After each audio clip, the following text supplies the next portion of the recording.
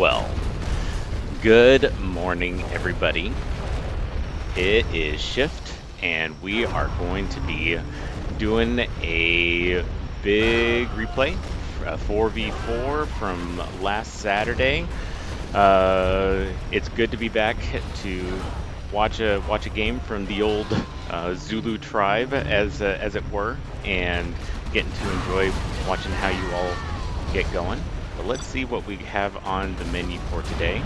I did look at the replay or sorry, not the replay, but the text review, and I see that Skippy 131 Mod and STM on Team 1, Neo, CoreDawg, Sin, and Pan are over on Team 3, and we're gonna have a great replay, a great game today.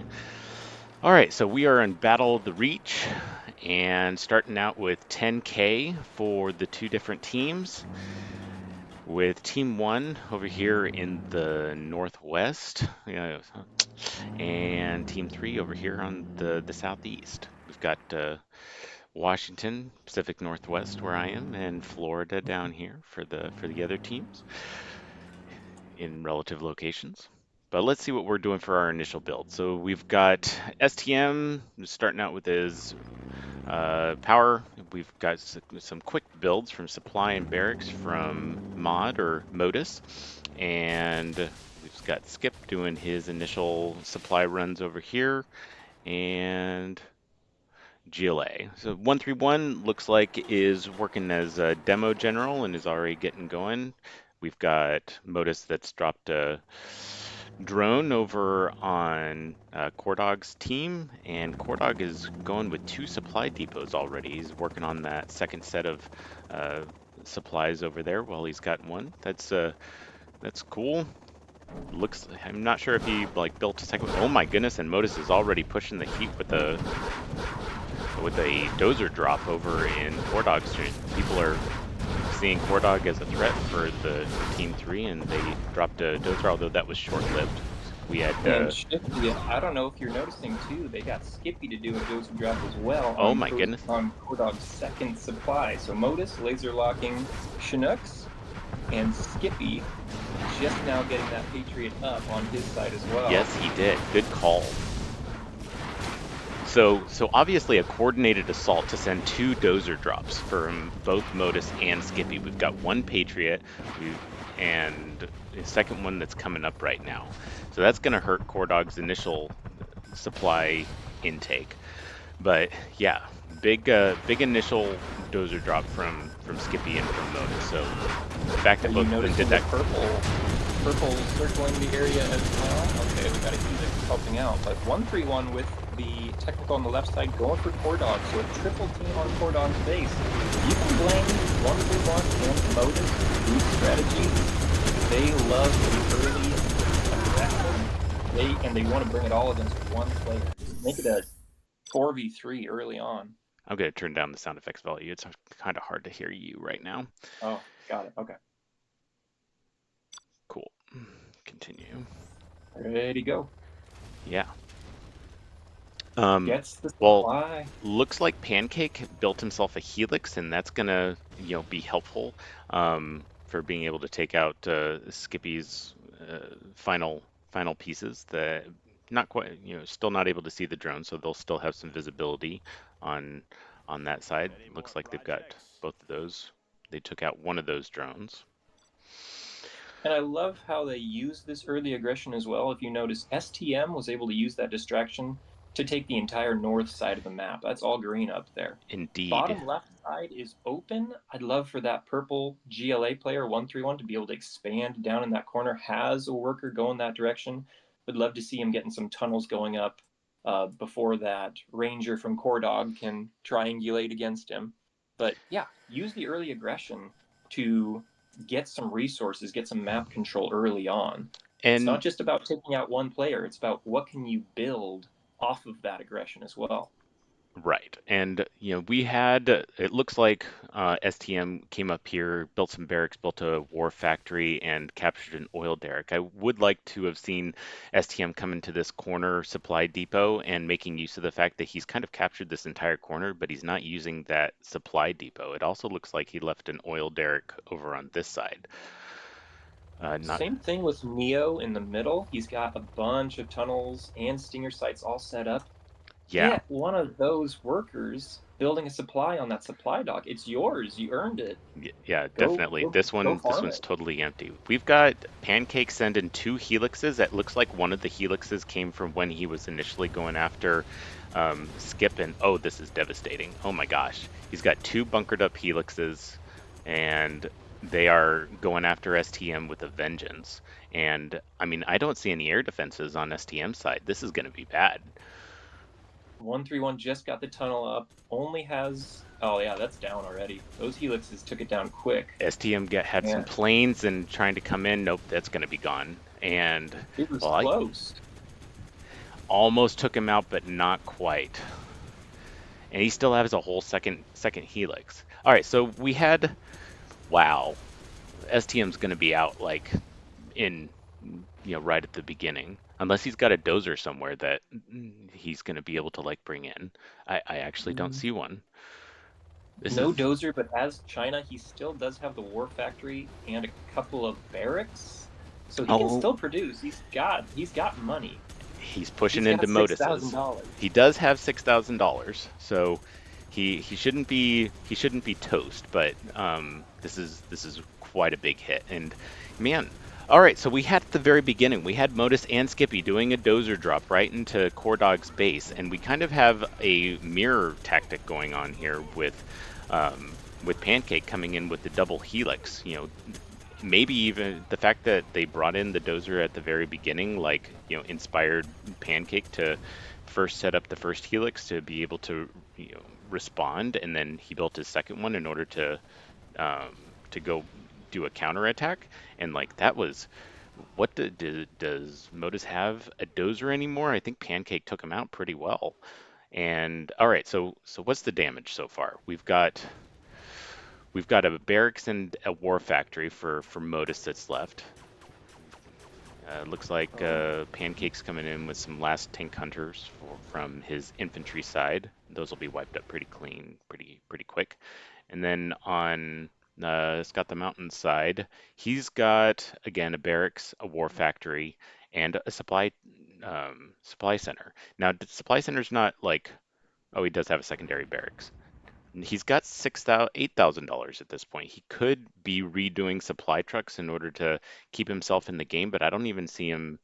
Yeah, I don't see any supply trucks. So he's got no money at this point, no dozers, Modus no dozer. So I've got, man, that's a rough place to be in, within the first 10 minutes of the game.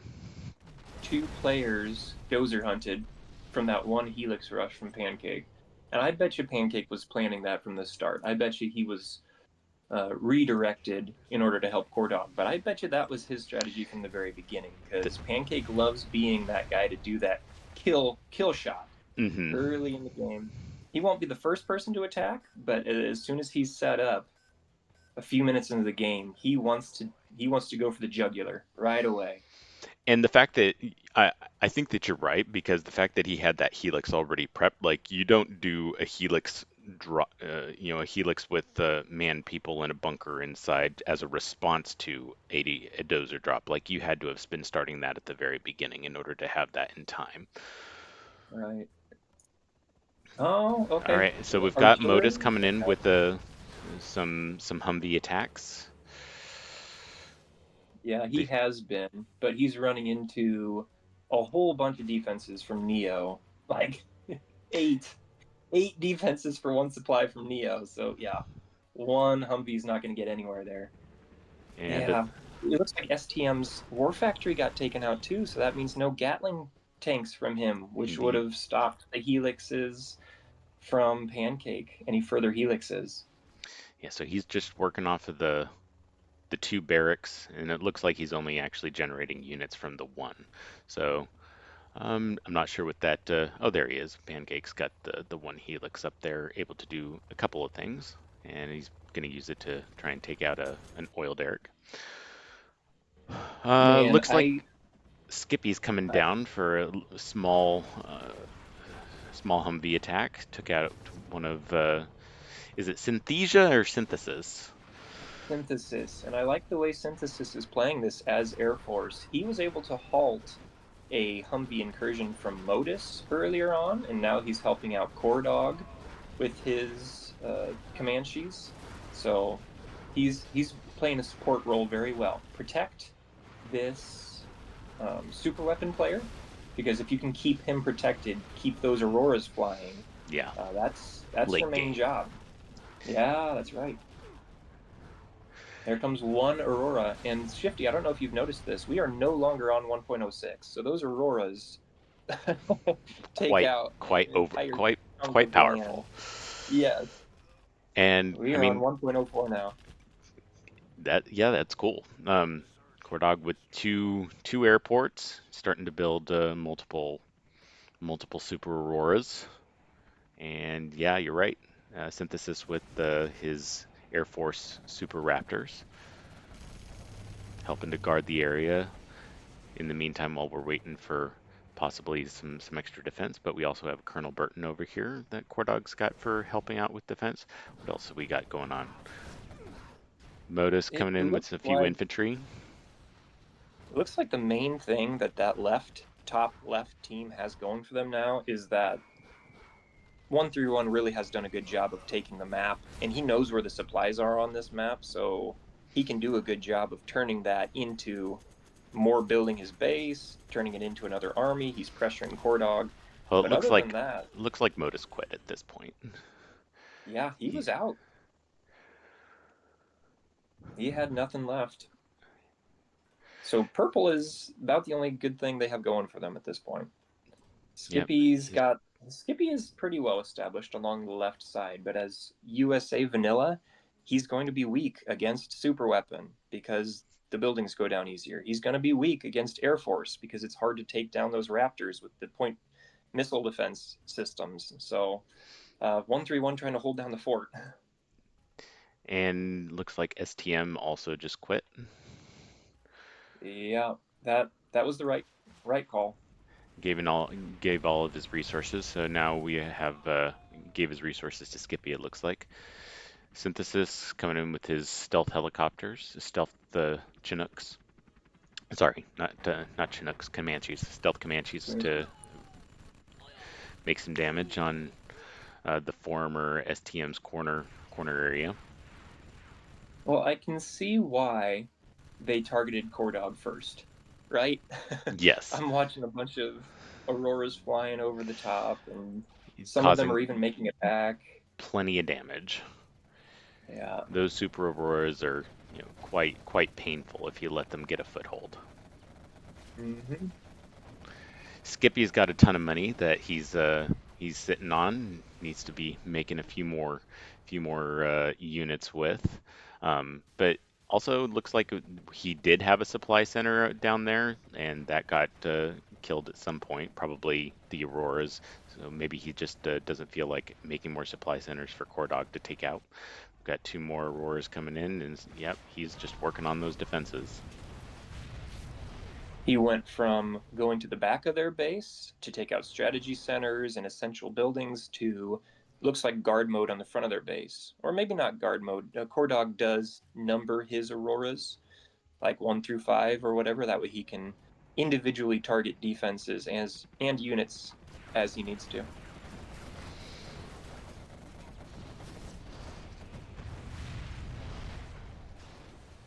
CoreDawg So rebuilding his powerful. defenses.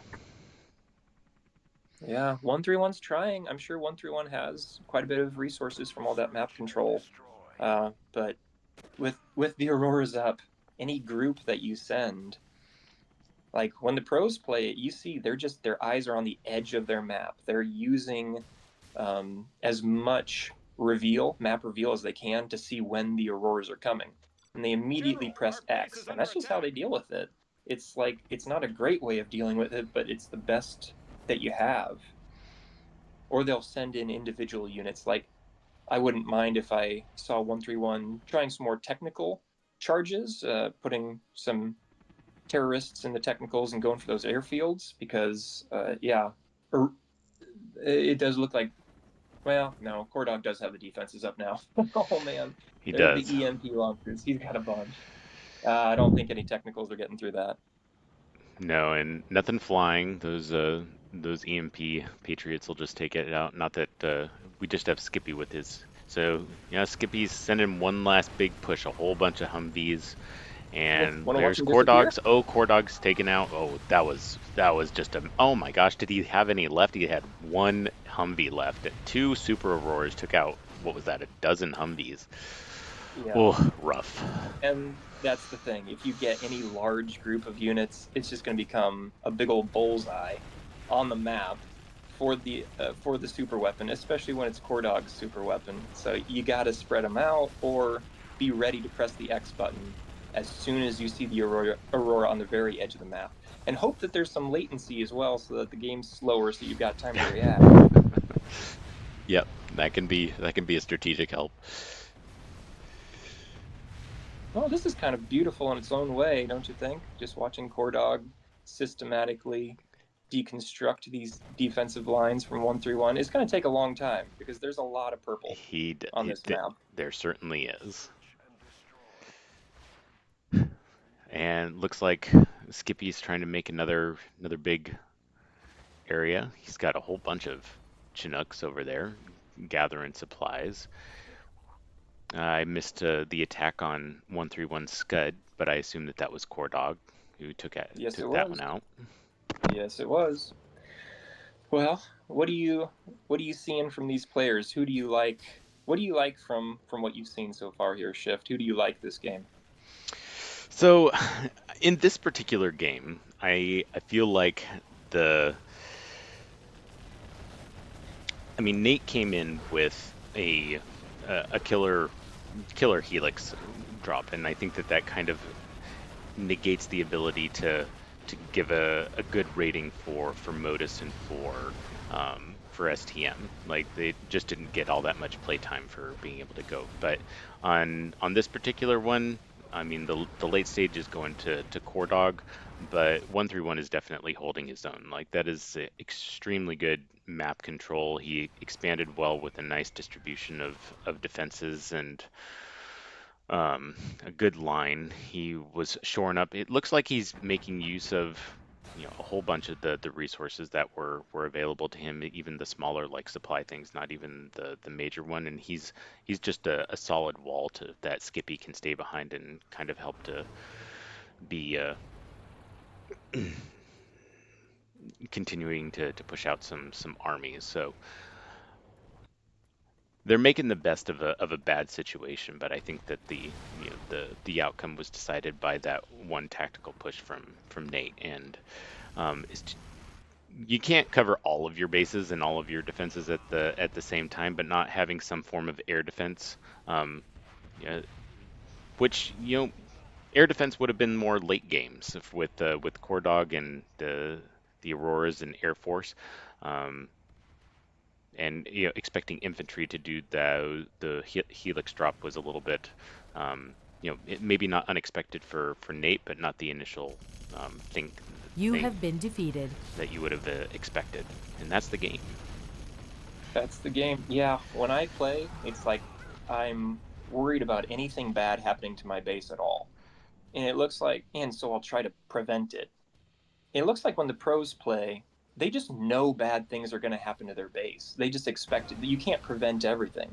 And so it seems like they really focus on damage You have control. been It's not about defeated. preventing anyone from ever sneaking a helix into your base. It's as soon as you see it, the moment you see the helix, you have to respond to it. And I wonder if that left team could have responded a little quicker, could have gotten some Gatling tanks out, could have gotten some laser locks walking towards those helixes sooner. And especially the pros really value intelligence. Droning that infantry base in order to see, okay, he's going helix. We need to have something ready for it. And yeah, our group just isn't there with the intelligence side of things. Yeah, I Um, mean, not to say that we're I not mean, intelligent, you but gotta you gotta have the intelligence for all of the different armies because everybody can do something tricky. But and it is a huge boost for being able to, you know, whether it's a helix drop or a dozer drop or somebody sending a worker on a GLA bike to come build a tunnel in your base. Like everybody can, there's all kinds of interesting things that people can pull, and you gotta have a have visuals on it if you want to try and like be take it out. STM and Modus definitely a little bit, you know, obviously because they started got taken out fairly early in the first 10 minutes, not nearly as many resources, and then 131 kind of taking up the slack and expanding around the base. Neo with just a ton of, and you know, he was GLA, and so his normal strategy of just building tons and tons of black markets, and so his resources demonstrate that. CoreDawg looking for, you know, good amount of units destroyed with those auroras and buildings destroyed 20. Yeah, so CoreDawg, by statistics numbers, was just a beast in his um, units created, units destroyed, and buildings destroyed, really on the wipe up team. But if it hadn't been for that initial push in Helix, taking out two people at the very beginning, really and tipped the defending game. CoreDawg. Yeah, defended CoreDawg and then went and dozer hunted two people. On Skip's side of things, I did see him pressing the X button on those Auroras. In the last push that he had, he Hmm. dodged like 3, 4 different Aurora attacks, got up to the very doorstep of CoreDawg's base, and then the rest of his Humvees got taken out by King Raptors from Synthesis. But he was starting to adapt to his opponent there with CoreDawg. So well done to him there, at least making it to the base. Well, Shifty, I wanted to bring this up too at the end. This is our 100th video. So I'm wondering if you could think back to the very first video you made on this YouTube channel. Do you remember just what the circumstances were and what you were wanting those videos to be when you uploaded them? What were you hoping that that this YouTube channel would be and what it would do? Oh man, I mean the first video just felt like I wanted to try and get better. And I think that that was like the overall point, to kind of review and have some fun with it. I know that through the course of the YouTube channel, we have definitely had fun, whether it's just one person commenting or two, or um, I remember having particular fun with pretending to be Arnold Schwarzenegger, and that he was going to come in and tell all these girly men people what they were going to do to improve their game. But like, um, and the entire point was to mainly, you know, think about what I was doing wrong and what could be done in order to be able to like improve the tactics and the strategy that that was occurring, and kind of contribute back because I had like been watching a few YouTube videos and channels myself and thought that it would be just fun to try to apply some critical thinking to what we were doing and get better through the process. And of course, it was COVID, so wanted to have a little bit of fun and creativity with a little bit of extra time. And you know, I think that that's obviously continued. It is still fun. It is still meant to be a place to hone our skills and to think and to get better and to improve the camaraderie and maybe a little bit of the joshing and the ribbing that goes along with that. So yeah, the point remains the same, and I'm so glad that it's continued to this point. I'm so glad you are here today and that you accepted my invitation because that was beautifully stated, Shifty. I could not have said it any better myself. That is exactly what I love about doing these replays as well. It's about improvement, it's about having fun, and a little bit about making fun of people when they make mistakes. Try to do it to myself as well. But that was beautifully said. Thank you. And I know you're busy, family and work and everything, but whenever any month, any year you are ready or want to pop back in and play some more, we'd love to have you. I know Matthew says he's retired, if 5 years down the line he changes his mind, let him know. Yep. Welcome back anytime. I appreciate that. And family and work definitely is hyper busy right now, and the toddler years are just tough for being able to make sure that I've got that balance. But man, it would be awesome to hop back in a few times, and we'll see what we can do in the near future. All right. Happy 100th video. Thanks for doing this, Shifty. Happy 100th.